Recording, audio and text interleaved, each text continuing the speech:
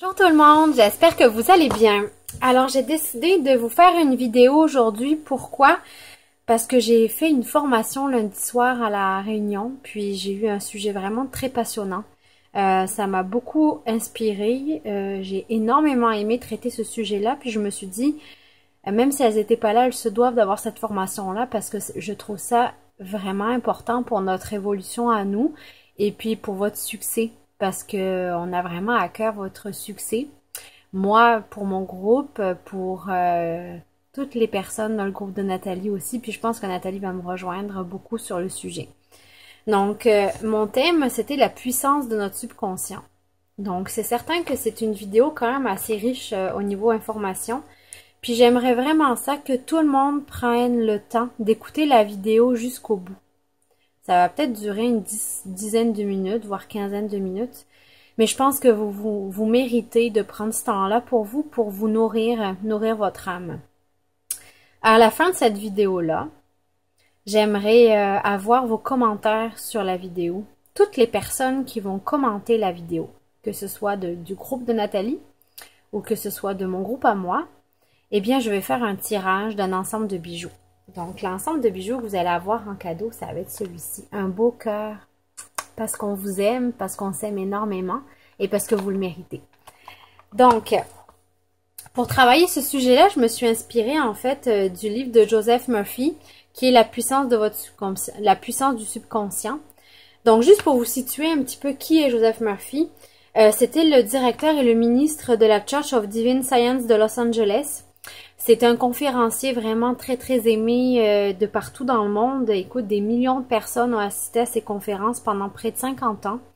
Il est décédé en 1981, puis aujourd'hui on le considère vraiment comme un des plus grands spécialistes du pouvoir du subconscient. Donc le subconscient, je sais que tout le monde sait ce que c'est le subconscient parce qu'on en a tous un. Mais vraiment la définition, pour vous, c'est un état psychique dont on n'a pas conscience mais qui influe sur notre comportement. L'idée de subconscient est née chez les philosophes en premier, mais a été beaucoup plus développée puis a pris corps dans la clinique psychiatrique. Donc, le subconscient correspond au processus psychique non accessible au sujet conscient. Un des plus grands psychanalystes, Sigmund Freud, et philosophe aussi, a utilisé ce terme pour la première fois dans son œuvre Les études sur l'hystérie en 1895. Et petit à petit, en fait, il a récusé rapidement le terme et il a même condamné pour pouvoir plus utiliser le terme inconscient. Donc, ça dépend les courants psychanalytiques, ça dépend les différents professionnels qui l'utilisent. Il y en a qui vont préférer le mot inconscient, il y en a qui vont préférer le mot subconscient. Donc, ça dépend vraiment. Donc, je vais vous donner un exemple très simple du pouvoir de votre subconscient.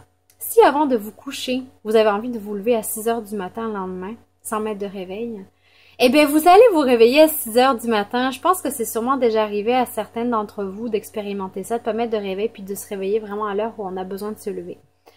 Donc, Joseph Murphy nous explique que toute pensée est une cause et que toute condition a un effet. Donc là, je vais le développer un petit peu par la suite.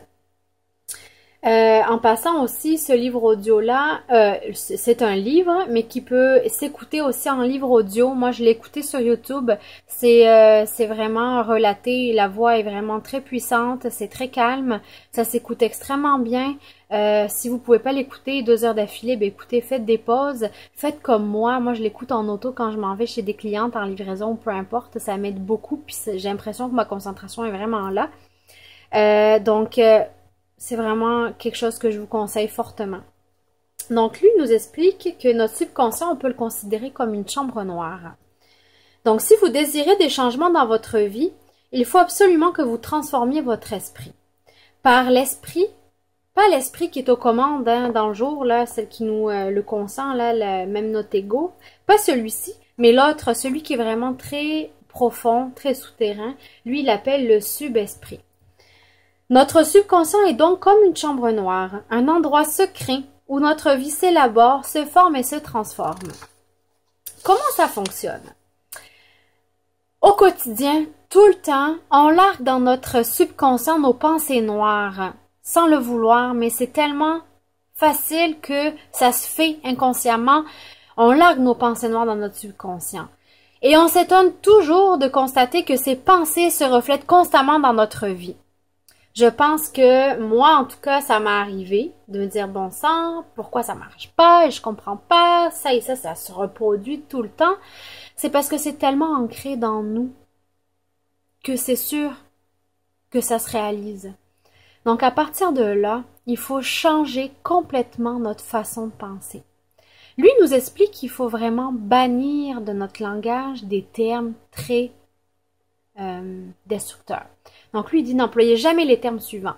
Je n'ai pas les moyens, je n'ai pas d'argent, c'est impossible et je ne peux pas. Votre subconscient vous prendra au mot et il fera en sorte que vous n'aurez pas d'argent et que vous ne pourriez pas faire ce que vous souhaitez faire. Donc je pense que vous pouvez vous reconnaître là-dedans, hein, fortement. Maintenant, il nous dit, affirmez plutôt haut et fort, je peux faire toute chose par la puissance de mon esprit subconscient. Je le répète. Je peux faire toute chose par la puissance de mon esprit subconscient. Donc, à partir du moment où vous êtes persuadé que c'est dans votre subconscient que naissent les plus grandes choses et les plus belles pensées, vous allez pouvoir vraiment avoir un impact incroyable sur votre vie et votre succès. Ça, même si lui, il nous le dit puis nous le rappelle, mais je pense que on se le fait souvent dire dans notre parcours Mary Kay, qu'on a tous un trésor en nous. On est tout un petit joyau qu'on a besoin déjà de se trouver soi-même pour affirmer qu'on est vraiment quelqu'un d'important, puis qu'on est une merveille, puis qu'on se doit de naître au grand jour, puis de se façonner, puis de s'embellir, puis de s'aimer, pour que justement on puisse découvrir ce trésor-là en nous. Donc moi j'ai une question pour vous. Qui veut apporter à sa vie davantage de puissance, de richesse, de santé, de bonheur et de joie? Je pense que tout le monde lèverait la main. Donc vous devez apprendre à connaître et à libérer la puissance cachée dans votre subconscient. Vous serez inspiré par une nouvelle lumière et vous pourrez engendrer une force nouvelle qui vous permettra de réaliser vos espoirs et faire de vos rêves une réalité. Donc, c'est très clair, il nous dit que à partir du moment où on aura compris comment travailler avec notre subconscient, on va découvrir vraiment cette lumière puis cette force magique de ce subconscient-là qui va faire en sorte qu'on va pouvoir réaliser de grandes choses et réaliser nos rêves. Donc là, j'ai une autre question, une deuxième question pour vous. Qui se couche le soir en prenant 5 minutes pour lui? Quand je parle de 5 minutes pour soi, c'est faire le bilan de sa journée, se nettoyer des choses moins bonnes qui nous sont arrivées parce que c'est correct, on a tous des mauvais moments à passer dans une journée. Remercier la vie pour toutes les choses qu'elle vous offre, faire ses demandes claires à l'univers et surtout se rappeler au quotidien nos rêves à court, moyen et long terme. Endormez-vous toujours avec une pensée positive. Est-ce que vous vous endormez avec un calme à l'intérieur de vous? Est-ce que vous êtes paisible? Parce que si c'est le contraire, vous devez changer dès maintenant cette façon de faire. Vous devez vous accorder ce 5-10 minutes pour vous, pour faire le bilan, pour vous recentrer, remettre vos énergies à la bonne place pour que les choses changent. Donc, si jamais vous êtes quelqu'un de tourmenté, frustré, on en a tous des frustrations, mais il faut savoir les replacer à la bonne place. Si vous êtes stressé, trouvez votre façon à vous de faire retomber cette pression-là. Ça peut être par la méditation, méditer 10 minutes par jour. Je vous garantis que ça change beaucoup. Ça fait pas très longtemps que j'ai commencé à méditer et je vois vraiment les changements que ça m'apporte. Sincèrement, accordez-vous ce temps-là. Écoutez de la musique relaxante. Trouvez votre façon à vous, en fait, de vous recueillir, puis de prendre ce moment-là pour faire redescendre tout sur la bonne énergie. Une fois que vous avez trouvé votre façon de faire, ne laissez personne vous le prendre. Personne ne doit vous empêcher de nourrir votre âme, car je pense que dans Mary Kay, on a cette chance-là de pouvoir toucher la croissance personnelle et de pouvoir l'utiliser dans notre vie au quotidien. Même si vous n'êtes pas dans un processus d'avancement de carrière dans Mary Kay. Mais utilisez ce que l'on vous donne pour vous nourrir, Parce que Mary Kay, c'est pas juste aller rencontrer des clientes, c'est pas juste faire des ventes et c'est pas juste accueillir des nouvelles conseillères dans notre équipe. Mary Kay nous permet de devenir la meilleure version de nous-mêmes et de faire en sorte que l'on soit épanoui sur toutes les sphères de notre vie. Donc, ça peut vous paraître difficile ce que je vous dis là, mais c'est comme tout, ça se pratique. Donc là, je vous suggère fortement de vous pratiquer puis de vous imposer ce petit bonheur-là au quotidien pour vous. Pour en revenir au subconscient, il nous explique aussi qu'on a une dualité d'esprit. On a un seul esprit, on le sait, mais il possède deux caractéristiques distinctes. Donc, ces deux fonctions sont dissemblables, mais sont douées de pouvoirs bien spécifiques. On a l'inconscient, qu'on est en train de travailler ensemble, et on a le conscient. Donc, par rapport au subconscient, ou inconscient, comme vous voulez, il nous donne comme image de considérer notre subconscient comme un jardin. Je trouve ça vraiment très pertinent. On est un jardinier qui plante des semences toute la journée. Ces semences-là sont considérées comme nos pensées. On n'en est pas conscient parce que ce sont nos pensées habituelles. Donc, vous récolterez donc dans votre vie, dans votre corps, ce que vous avez semé dans votre subconscient. Il faut que votre subconscient soit un terreau riche. Moi, dans la vie, je jardine pas. Par contre, je sais que pour avoir une belle plantation, avoir des beaux fruits et de légumes, avoir des belles fleurs, ça prend un bon terreau, ça prend de l'engrais, ça prend de l'amour, ça prend de l'eau, ça prend du soleil, ça prend une belle recette pour que ce soit vraiment une belle récolte. Donc, quel genre de pensée on doit planter dans notre subconscient pour que notre terreau soit riche? Il nous suggère, mais ça je pense que ça rejoint vraiment tout le monde, des pensées de paix, de bonheur, de bonnes actions, de bonne volonté et de prospérité.